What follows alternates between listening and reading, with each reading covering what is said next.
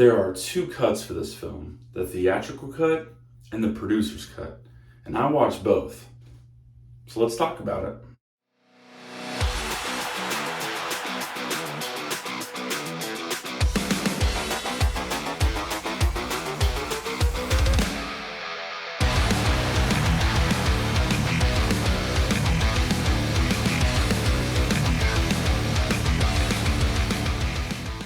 Halloween, The Curse of Michael Myers was directed by Joe Chappelle and was released in 1995.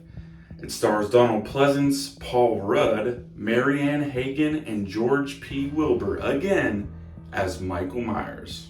There are so many pros and cons with this film, so I kind of had to just draw a line in the sand, so to speak, as a fan, and decide if I wanted to love or hate this film. And honestly, I thought it was pretty great despite all of its stupid obvious flaws. The atmosphere and the scores for both cuts are awesome. I really enjoyed them both. The theatrical cut is more of a heavy metal, kind of shredding guitar, kind of style for a lot of the score, a lot of the music. But the producer's cut kind of kicks it back a little old school with the original Halloween and some of the musical cues with a few cool, interesting touches. Both are awesome in my opinion, and they both work for me. So yeah, style, great work. Very good on that. But the storyline is kind of sketchy. So yeah, it's pretty strange if you're just familiar with the films that preceded the sixth entry here, The Curse of Michael Myers. The whole cult of Thorn aspect of it was pretty strange. I know they showed the Man in Black in the fifth one, but it's just, again, not a storyline that I really ever grabbed onto. So this cult of Thorn that Michael is apparently allied with put the Curse of Thorn on Michael, which is supposed to apparently give us a reason why he had to kill his family in the first place and continues to do so. But you don't need a reason. He's Michael Myers. But we'll get to that later. Jamie is much older now. This is 6 years after age 5. So the storyline timeline actually goes with real life from 89 to 95 as far as that 6-year gap there. So they wanted to keep some continuity, I guess, with reality. And they actually asked Danielle Harris to come back and reprise her role as Jamie, but they offered her kind of a crappy deal. They basically, from what I've been hearing, is that they were treating her as if she was still a child, and they really didn't want to pay her that much. And after I heard the story, I thought it was pretty disrespectful. So she declined, and it just didn't work out. So she's not in this one.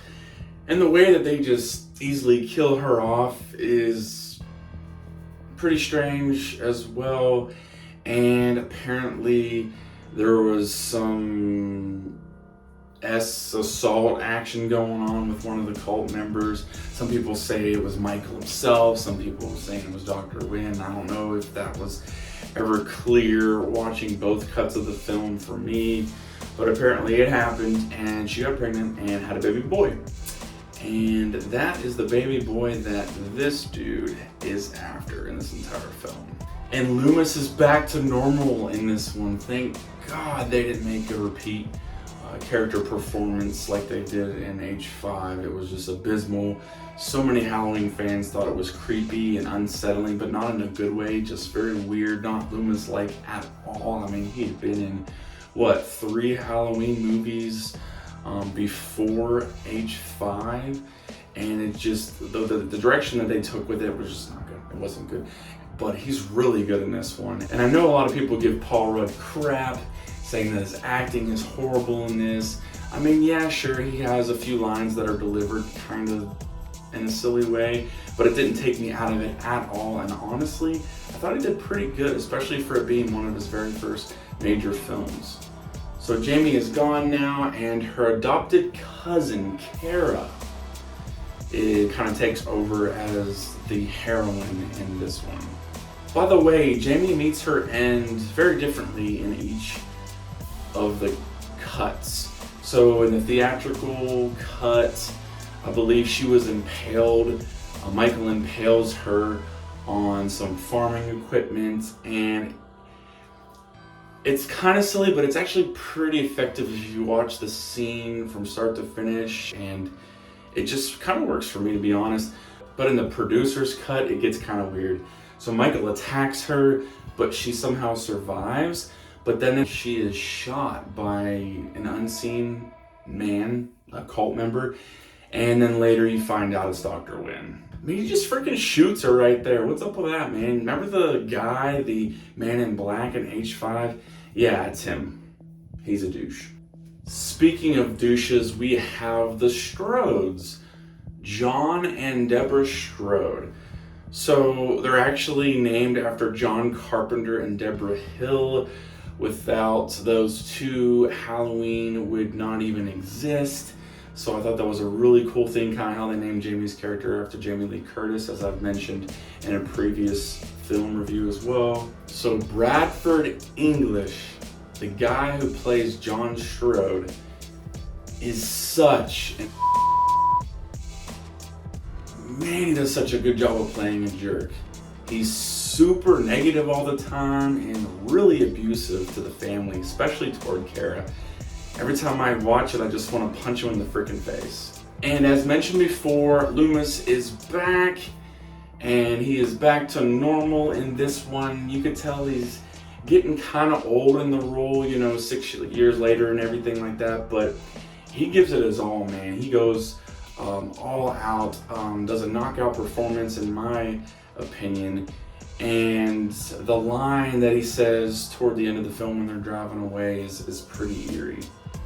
So it's really sad because this is his last performance as Dr. Loomis, and not only his last performance of Dr. Sam Loomis, but his last performance period. I believe he either died during the production of the film or shortly after, and he will be greatly missed.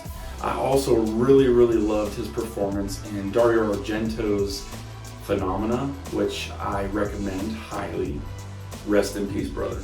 So the ending of the theatrical cut is really cool, actually. Tommy Doyle, played by Paul Rudd, just beats the living snot out of Michael with his pipe. And by the way, Tommy Doyle is the boy that Jamie Lee Curtis, right, Laurie Strode, was babysitting in the first one, if you remember. And the way everything kind of pans out toward the end with that insane massacre with Michael killing all those people there in the lab was super sick, dude. Really cool, super gnarly. And just the way everything kind of plays out is a much better ending in my opinion. Now the producer's cut really goes for broke with the whole Cult of Thorns storyline, way more than the theatrical cut, especially toward the end of the film. And seeing Michael just standing there chilling next to these other cult members, just allied with them and not killing them and not, it's just weird. It feels so wrong.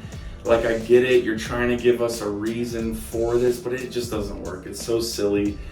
And I give him credit for trying to come up with something different, to change the storyline up just a little bit, just to kind of mix it up. So kudos for trying, but it just doesn't really work out that well. It's just a weird look in the producer's cut here, the end of the film, and it just doesn't fit. Now I know they put the Curse of Thorn on him, but come on. Nothing controls Michael, curse or not.